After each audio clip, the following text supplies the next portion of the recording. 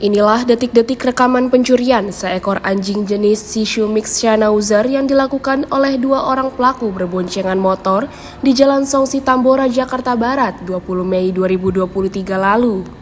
Pelaku yang melihat seekor anjing dengan bulu yang lebat serta memiliki nilai ekonomis jika dijual berkeliaran di pinggir jalan, kemudian membawa lari hewan tersebut.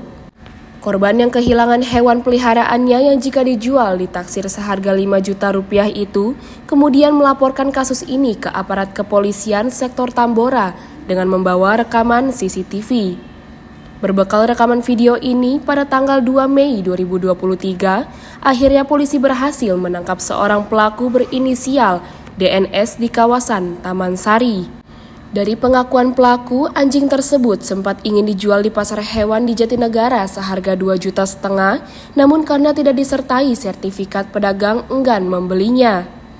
Saat ditemui Jumat pagi, Kapolsek Tambora, Kompol Putra menjelaskan awalnya polisi akan menerapkan pasal 362 KUHP tentang pencurian.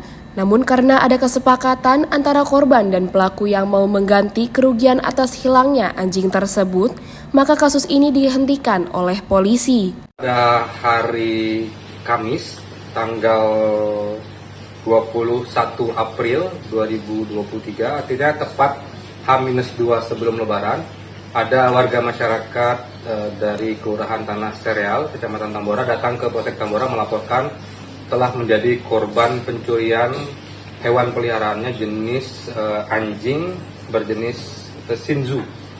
Jadi berdasarkan keterangan dari korban ini sudah memelihara anjing itu sekitar 1 tahun, kemudian tiba-tiba hilang dengan estimasi harga anjing ini sekitar 5 juta rupiah berdasarkan keterangan korban, kemudian melaporkan ke Polsek Tambora.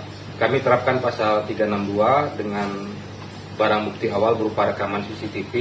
Di rekaman itu terekam 2 orang pelaku yang menggunakan sepeda motor mengambil anjing milik korban. Dari video CCTV itu kemudian kami Polsek Tambora melakukan identifikasi pada hari Selasa dini hari tanggal 2 Mei 2023, artinya hampir 2 minggu setelah kejadian. Pelaku berhasil ditangkap di daerah Bekasi.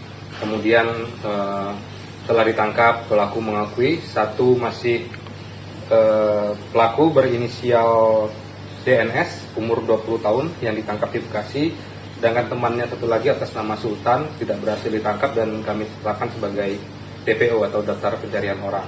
Dari keterangan pelaku DNS ini yang berhasil ditangkap bahwa mereka berdua sempat datang ke pasar Jatinegara untuk menjual anjing ini seharga 2,5 juta. Namun di pasar itu tidak ada yang berani membeli karena tidak dilengkapi dengan sertifikat kepemilikan dari anjing, sehingga dibawa balik lagi oleh pelaku.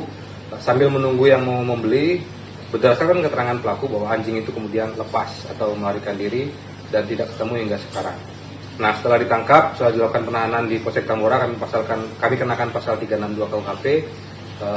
Terjadi kesepakatan perdamaian antara keluarga pelaku dengan korban, sehingga saat ini walaupun masih ditahan, korban dan pelaku mengambil langkah upaya restoratif justice dan bersepakatan menyelesaikan kasus tersebut secara kekeluargaan. Dari Jakarta, tim liputan melaporkan untuk Sinpo TV.